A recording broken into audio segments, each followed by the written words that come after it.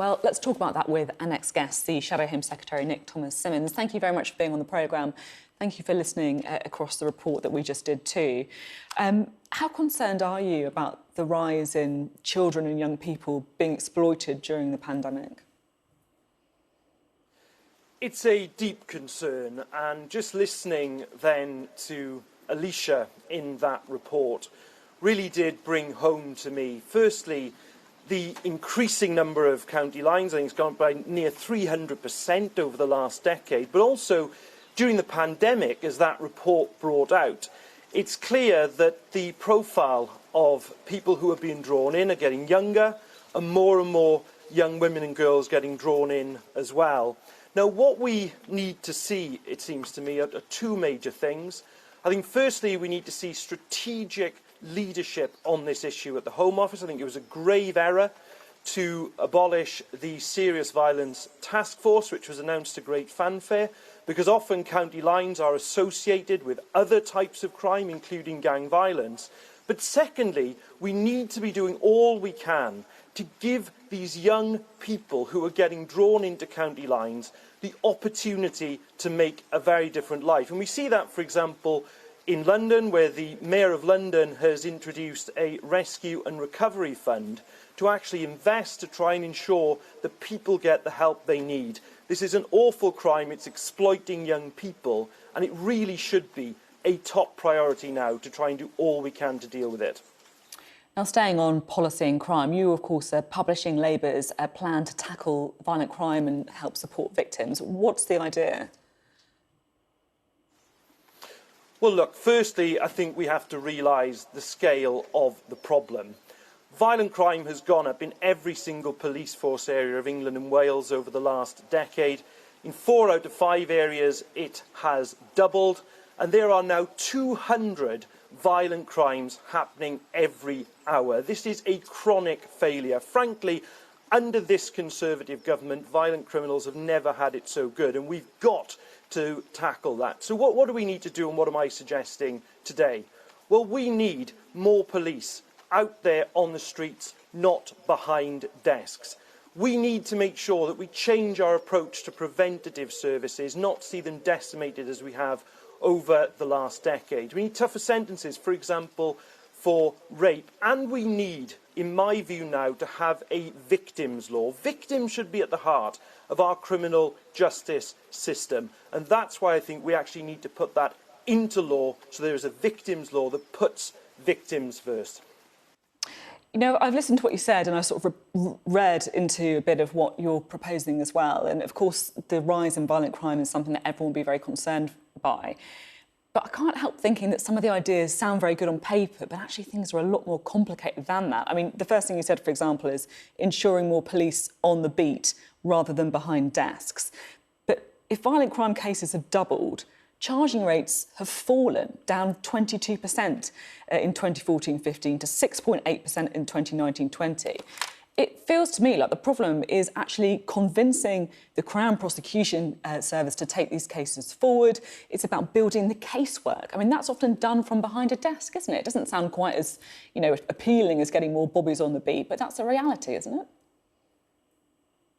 Well, no, it is a systemic failure, and the point that is made there about charging rates is absolutely right as well. But that is a failure right through the criminal justice system from this government, which has obviously cut the budget of the Ministry of Justice by an extraordinary amount since 2010. But my point is this: you have to have systemic change right from the start. So it took many years for the government to admit that falling police numbers were actually related to the rise in violent crime. And that's why now we've got to focus on visible policing, community policing, which has suffered so much over the past 11 years, so that acts both as a link and the eyes and ears of the local community, but also assisting in terms of detecting crime. But you're absolutely right to say that this goes right through the system, and that's why I've suggested the other things that I have around crime prevention, preventing people from becoming victims of crime in the first place, but then looking at it right through the system. And that's why putting victims first is so important. And that's why I believe we now need to have legal duties to ensure that victims get the support they need from start to finish in the criminal justice system. And that doesn't just mean at the end of the trial, by the way, because just because a trial has ended doesn't end the trauma for the victim. We also need to see a system whereby victims are kept informed and have that information and support they need post-trial as well. Talking about victims, the second thing that you said you wanted to do was tougher sentences for rape. The maximum sentence for rape is life imprisonment. And the problem, again, is about getting those convictions in the first place. So in the year to March 2020, 1.4% of rape cases recorded by police resulted in a suspect being charged. That's a real problem. Tackling it isn't about getting more bobbies on the beat. It isn't about easy wins on getting Parliament to vote through tougher sentences. It's the difficult, painstaking work in getting those convictions in the first place, isn't it?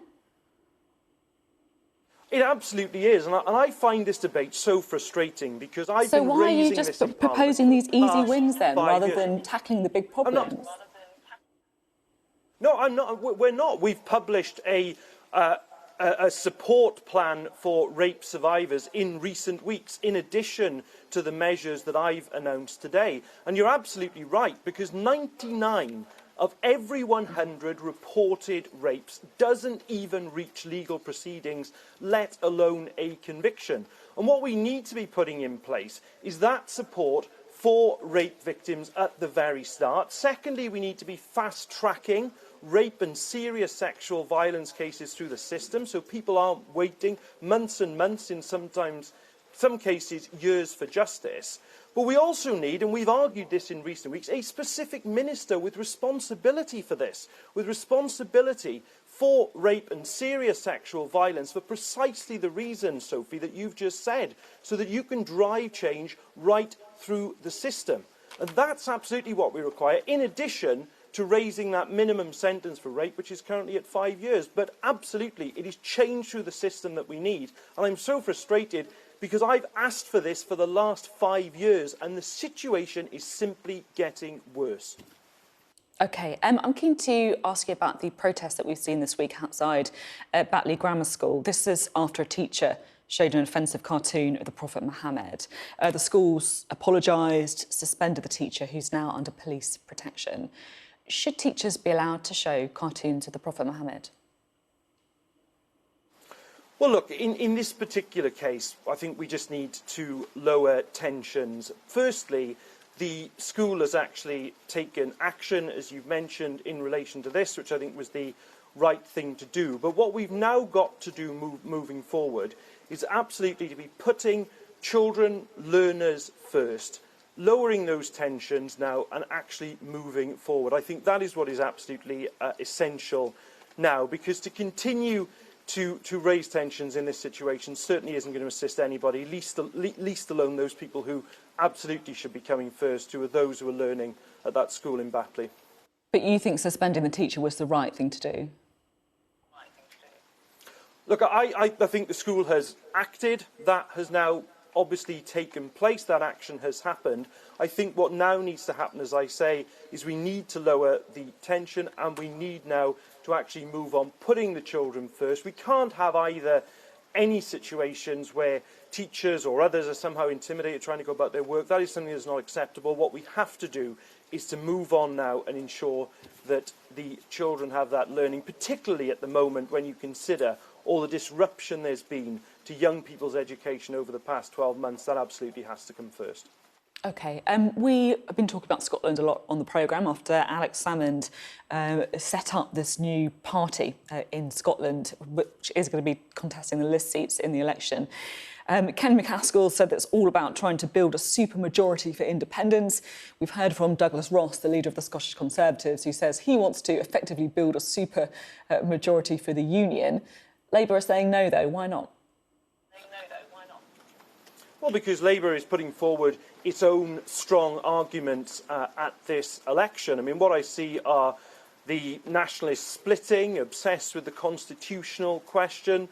The Conservatives simply seem to want to play politics with the Union. It's the Labour Party in Scotland under Anas Sarwar who are making absolutely clear The focus now has to be on the recovery from the coronavirus. I think quite rightly that's what people, not just in Scotland, but people right across the United Kingdom should expect of political parties. We've had this huge national crisis with the coronavirus. Now is the point to actually get that recovery plan in place. Anna Sawa has spoken very powerfully about that, whether it's around education and the catch-up that's required, whether it's around our National Health Service and the NHS in Scotland and all the work that needs to be done on non-coronavirus cases, our community recovery. That's the case that we are putting forward to the people of Scotland. Anas is making that case very powerfully, and of course I will support him in any way I can in doing that.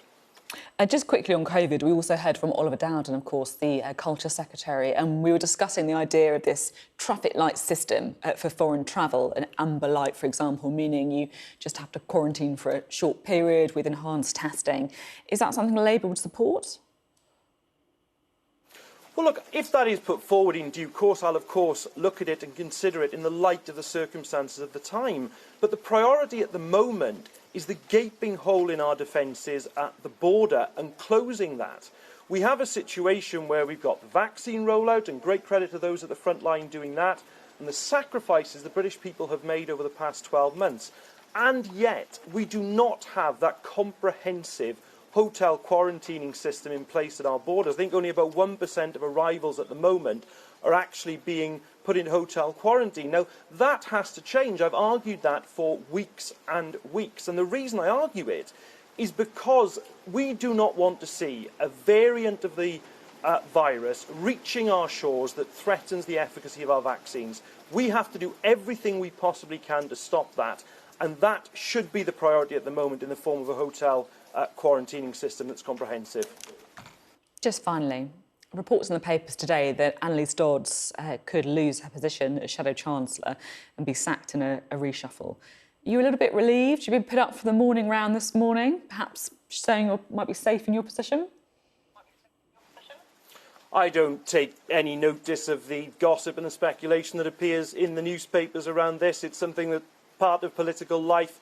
Annalise Dodds, I've been working with over the past 12 months, is doing an excellent job, and as a very strong team led by Keir Starmer, we are the ones who are putting forward the very clear choice at this election of a Labour Party that's on the side of communities recovering from the coronavirus around the country, in contrast to, I'm afraid, a Conservative Party that just wants to take this country back to the past.